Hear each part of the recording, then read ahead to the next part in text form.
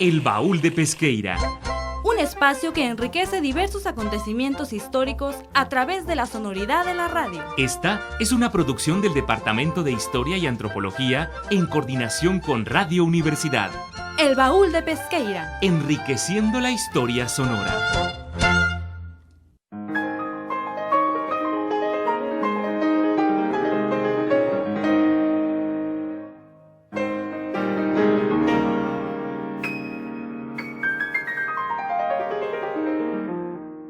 Muy buenas tardes, radioescuchas. Sean bienvenidas y bienvenidos a una emisión más del programa El Baúl de Pesqueira. Su compañero y su servidor, Luis Alberto Soto Ruán, les da la bienvenida. El día de hoy tenemos para ustedes un programa dedicado al origen de las tradiciones navideñas. Para comenzar, yo, su servidor, les platicaré sobre el origen de las posadas.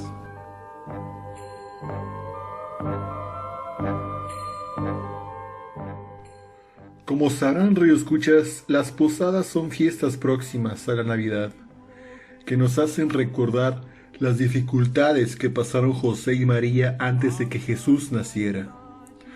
Este recuerdo nos debe llevar a reflexionar acerca de nuestra preparación personal para recibir al niño Jesús. La investigadora Laura Llerena nos explica lo siguiente sobre el origen de las posadas aquí en México. Encontramos en primer lugar el municipio de Acolmán, en el Estado de México. Fue ahí exactamente, en la ex hacienda San Antonio, que aún conserva su arquitectura original, donde tuvieron origen las posadas en nuestro país. Ahí se establecieron los agustinos, y en 1587 Fray Diego de Soria obtuvo del Papa Sixto V una bula en la que autorizaba la celebración en Nueva España, de la entonces llamada Misa de Aguinaldo, celebrada del 16 al 24 de diciembre. Pero hagamos un retroceso en el tiempo, antes de que los españoles llegaran a tierras mexicanas.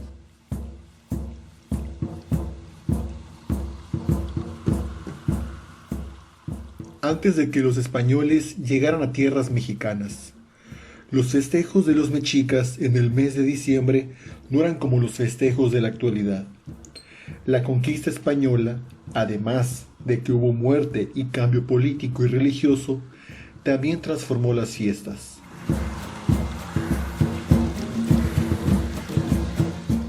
Y Laura Llerena nos cuenta esto. Hay que recordar que durante la época prehispánica, los indígenas festejaban el advenimiento de Huitzilopochtli, del 6 al 26 de diciembre, y los curas aprovechaban esta celebración para introducir el cristianismo.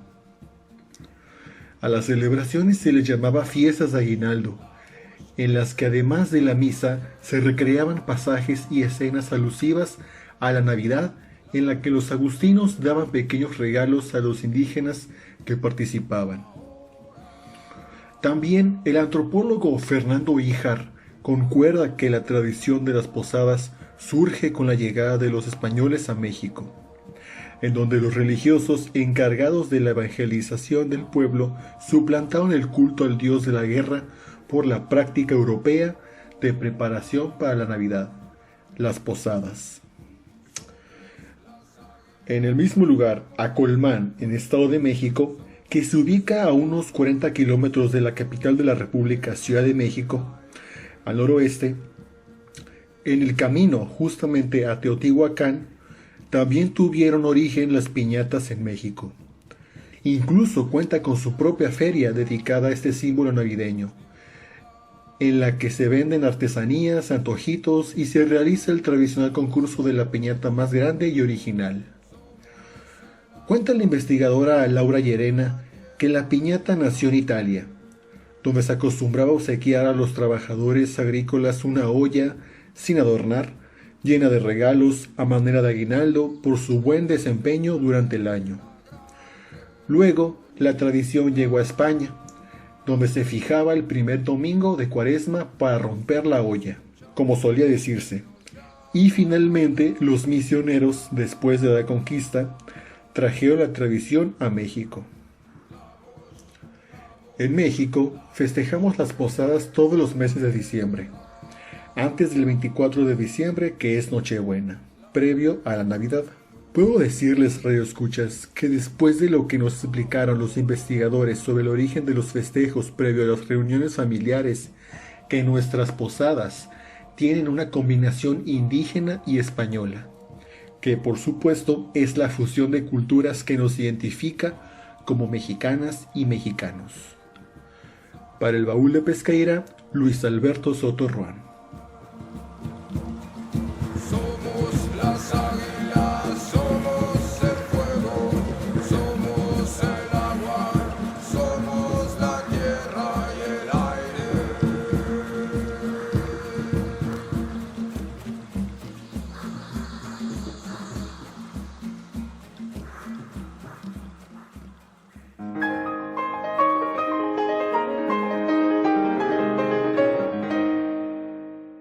A continuación, Daniel Montaño nos hablará sobre el origen de las pastorelas.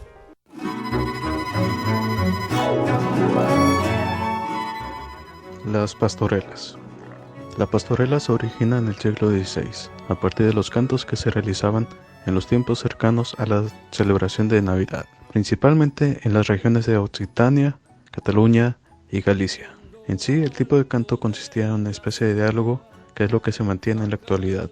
Pero, ¿qué es la pastorela como se conoce actualmente?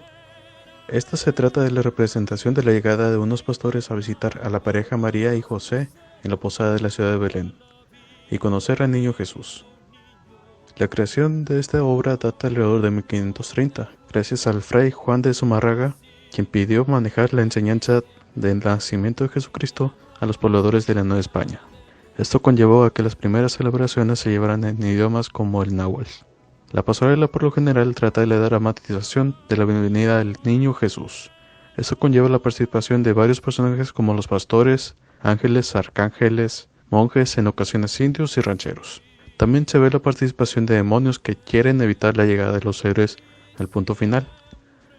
En este tipo de obras se da a veces la variación de que la Sagrada Familia son protagonistas o son secundarios, aunque la finalidad de la obra es mostrar la lucha del bien contra el mal y ser una forma de aprendizaje sobre el nacimiento de un personaje que marcó una era. Para el Baúl de Pesqueira, Daniel Montaño.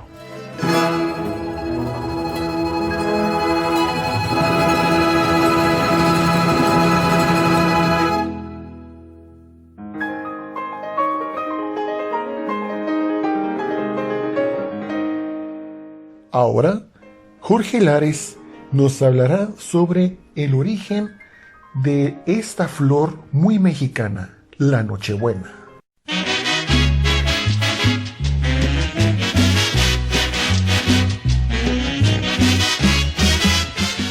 Uno de los símbolos más representativos de la Navidad es sin duda la llamada flor de Nochebuena. Esta planta, oriunda del sureste mexicano, cuenta con más de 100 variantes y diversos colores que van desde el rojo, blanco, rosado, amarillo, rayado o marmoleado.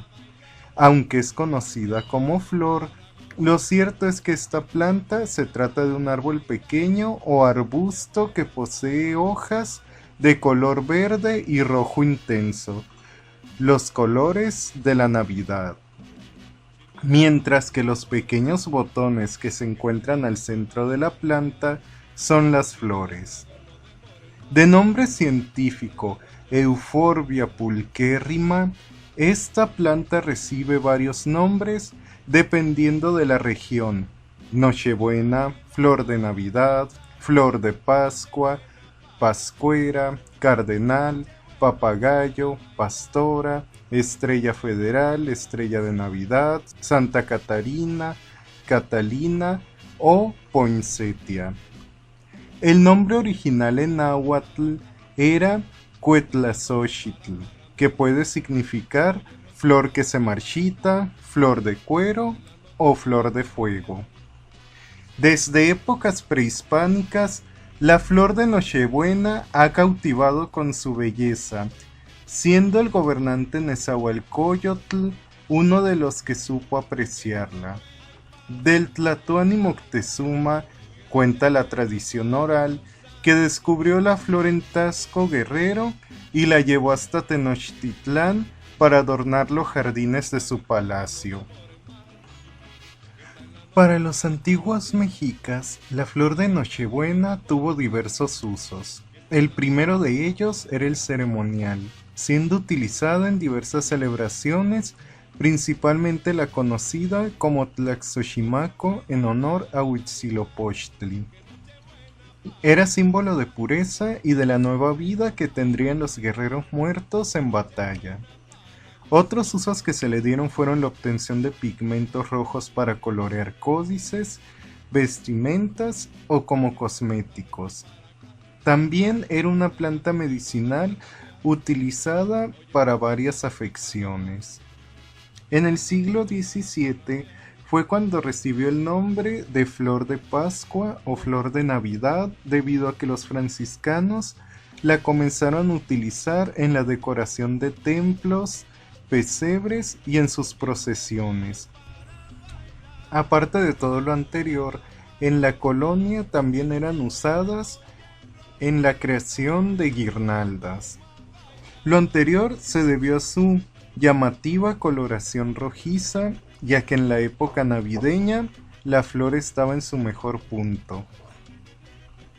Pronto, el uso de la Nochebuena como elemento decorativo en Navidad se fue extendiendo, llegando incluso al Vaticano en 1899, cuando el 24 de diciembre de ese año, la Basílica de San Pedro fue decorada con esta planta ante la admiración de todos los presentes. Pero la fama que alcanzó a nivel mundial como ornamento navideño se debe al diplomático estadounidense en México en el periodo de 1825 a 1829, Joel R. Poinsett, 1779-1851, el cual tenía afición por la botánica y en un viaje que realizó a Taxco encontró la flor, enviándola junto a otros especímenes a Estados Unidos. Ahí sería cultivada en el jardín de la familia Bartram, que en 1829 la presentan en una exposición en su jardín. Posteriormente llegarían otros personajes como Robert Buist, que le dio fama en Europa, y finalmente, a inicios del siglo XX, el rancho de la familia Eck en California fue el responsable de su producción y comercialización a escala mayor. Gracias a que Poinsett introdujo el cultivo en Estados Unidos, la Nochebuena recibió el nombre de Poinsettia, y el 12 de diciembre, día en que murió Poinsett, se declaró Día de la Poinsettia. En México, el día de la Nochebuena es el 8 de diciembre. Existen también varias leyendas alrededor de esta planta, siendo una de las más populares la que cuenta que en un pueblo cada año las personas acudían a la iglesia llevando presentes para conmemorar el nacimiento de Cristo. El pequeño Pablo, que era un niño muy pobre, se sentía triste porque no tenía ningún presente que ofrecer, llorando en el acto. De las lágrimas del niño brotó la hermosa flor e inmediatamente la depositó junto a los demás presentes. Al mirar aquella flor, el pueblo quedó admirado y empezó a llevar una parecida cada año. Otra versión dice que era una niña la que no tenía otra cosa que regalar más que un ramo de hierbas. Al colocar dicho ramo en el altar, comenzaron a brotar las características hojas rojas que componen a esta planta. Para el Baúl de Pesqueira, Jorge Lares.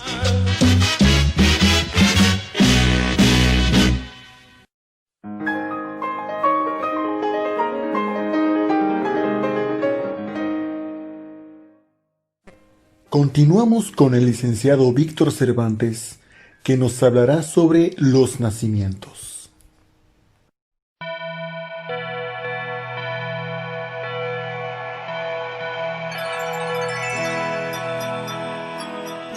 El pesebre navideño, también conocido como nacimiento o Belén, es una tradición que tiene su origen en la víspera de Navidad del año de 1223, en Italia, cuando Giovanni Bernardone, mejor conocido como San Francisco de Asís, decidió hacer una representación del nacimiento en el pequeño poblado de Grecio. Con el permiso del Papa Honorio III, 15 días antes de aquel 25 de diciembre, el pueblo se convirtió en un escenario de Belén. Fue así como comenzó con esta tradición de representar el nacimiento del niño Jesucristo. Giovanni Bernardone, ayudado por clérigos locales, construyó una casa de paja con un portal y un pesebre cerca de la capilla para que los habitantes de la localidad que se ofrecieran participaran en una representación en vivo del nacimiento de Jesús, en la cual cada persona jugaría el papel de cada personaje presente en la escena. Debido al frío, el único personaje que no fue representado por una persona fue el del niño Dios. Según una leyenda regional, después de que San Francisco se acercara a la imagen del bebé y la besara a los pies, ésta extendió los brazos y le sonrió. Para recordar este hecho milagroso, los franciscanos siguieron haciendo escenificaciones del nacimiento. Sin embargo, y curiosamente, en el siglo V de nuestra era común, cuando el Vaticano era dirigido por el Papa Sixto III, quien gustaba de festejar la Navidad haciendo representaciones del nacimiento del niño Jesús en Belén, para lo cual el Papa mandó a construir una gruta similar a la de estas historias en una iglesia del Vaticano. La tradición de los nacimientos vivientes se fue expandiendo por Europa y continuó por algunos años hasta que en el siglo XV en la ciudad de Nápoles se realizó el primer nacimiento hecho con figuras de barro, siendo así como se extendió la tradición por todo el mundo. El rey Carlos III de España fue quien introdujo la moda de los belenes por toda Europa.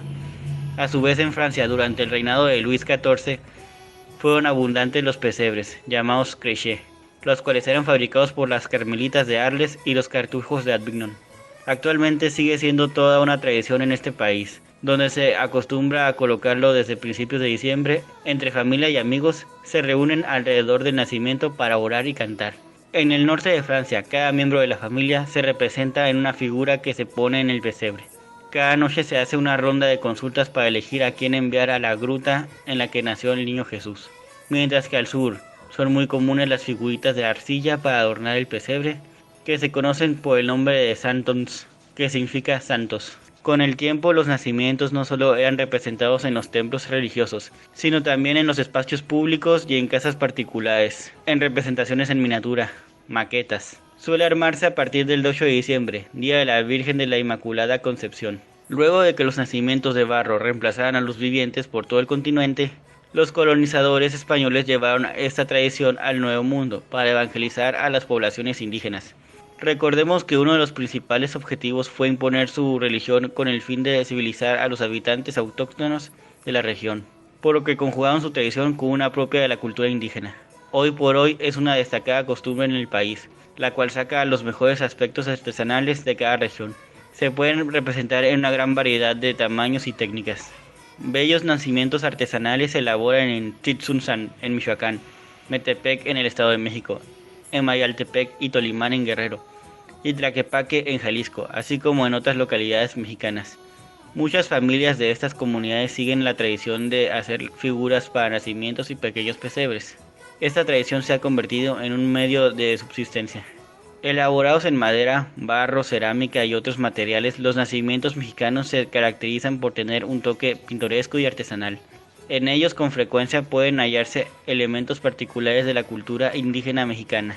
Para el pesebre se emplean pequeñas figuras que representan a cada uno de los personajes y elementos que, según la tradición cristiana, forman parte de la escena en que se encuadra el nacimiento de Jesús, como el Niño Dios, la Virgen María, José, los 3 Reyes Magos, la estrella de Belén, el ángel, pastores, señoras, viejitos, niños y animales como elefantes, camellos, vacas, borregos, mulas, peces, patos, pollos, por mencionar algunos, son personajes que los integran. Además, se incluyen árboles, plantas, cascadas, puentes, lagos y ornatos navideños como luces de colores que también ponen en diversos países católicos. A continuación, les comparto el significado de los personajes del pesebre. Niño Jesús es el personaje central, el Hijo de Dios y Redentor de la humanidad. Es el que trae la luz al mundo. Virgen María simboliza la fidelidad, la pureza y el amor. San José representa la fortaleza y la obediencia. Reyes Magos, Gaspar, Baltasar y Melchor. Simbolizan la sabiduría, le llevan obsequios a Jesús y son los que revelan la naturaleza divina de Jesús. Estrella de Belén, simboliza la fe y la esperanza que guía la vida de los cristianos. En el caso de México, la representación del pesebre además se incluyen musgo, paja, heno, para ambientar el pequeño establo, y figuras de animales como xoloescuincles y guajolotes, así como magueyes y nopales, un reflejo de la historia, identidad y cultura de cada pueblo. Hoy en día es normal asociar la Navidad con símbolos como la cena, el árbol y Santa Claus. La representación del nacimiento es tal vez una de las tradiciones más antiguas del mundo. En lo que se refiere a Navidad, la cual junto con las posadas, la cena, la misa de gallo, que también forman parte de la liturgia católica. Para el Baúl de Pesqueira, Víctor Cervantes. Belén, campanas de Belén, que los ángeles tocan, que nuevas me traes. Recogido tu rebaño, ¿a dónde vas, pastorcito? Voy a llevar al portal requesón, manteca y vino. Belén, campanas de Belén, que los ángeles tocan, que nuevas me traes.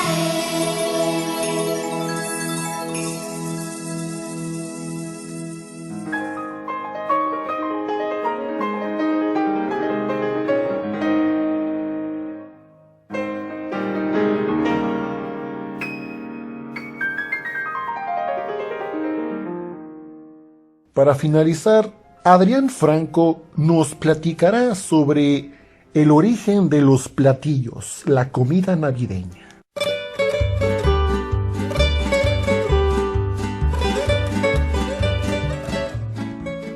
Comida en Navidad. Pastel de frutas. Odiado por unos y amado por otros, el pastel de frutas es uno de los postres más representativos de esta época. Este delicioso pan es originario de Roma, donde era preparado inicialmente como una barra energética, con ingredientes como pasas, nueces, piñones y granada.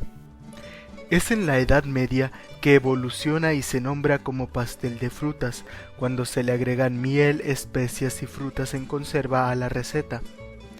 En esta época comienzan a surgir los primeros panes con ingredientes, y entonces se empiezan a crear las recetas de estos tipos de panes en países europeos como Italia y Alemania. Los buñuelos. Los buñuelos. Por mucho tiempo un postre tradicional en España y el norte de África. En España nos podemos remitir a la época de la presencia árabe en el país, donde freían unas bolitas de maíz rellenas con queso, para después servirlas untadas en miel y diversas semillas. Los buñuelos llegaron a México tras la conquista de los españoles, donde su preparación fue adaptada de freírse en aceite de oliva a freírse en manteca. Esto debido a la prohibición del aceite de oliva en la Nueva España. Cada región los ha adaptado a su gusto. Se les puede encontrar espolvoreados con azúcar y canela o acompañados de jaleas de guayaba, tejocote o naranja. En el norte los buñuelos son más grandes, pueden ser los tradicionales con azúcar y canela, o servidos con cajeta, o espolvoreados con azúcar glass y un toque de vainilla. Al fin de cuentas, no importa la receta con que se les prepare, sino la alegría al disfrutar este delicioso postre. El ponche. La bebida por excelencia de esta época tiene su origen en el mestizaje europeo e indígena.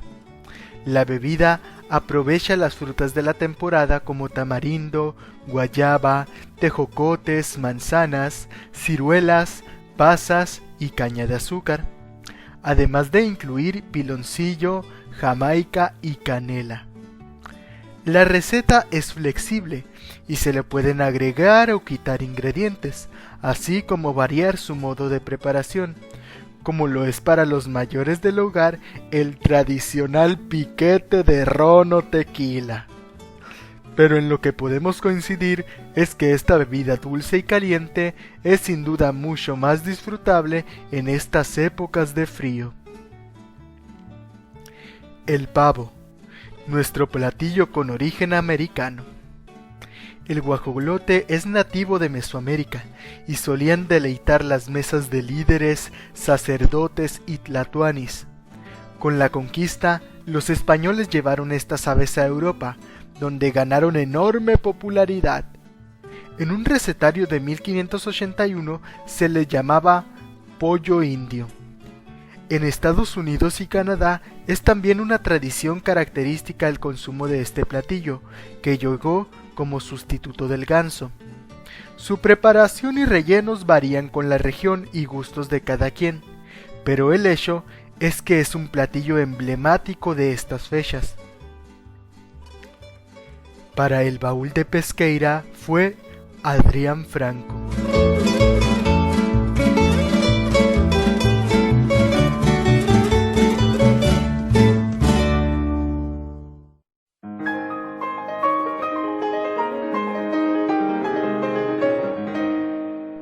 Hemos llegado al final, Río Escuchas. Esto fue El Baúl de Pesqueira, enriqueciendo la historia.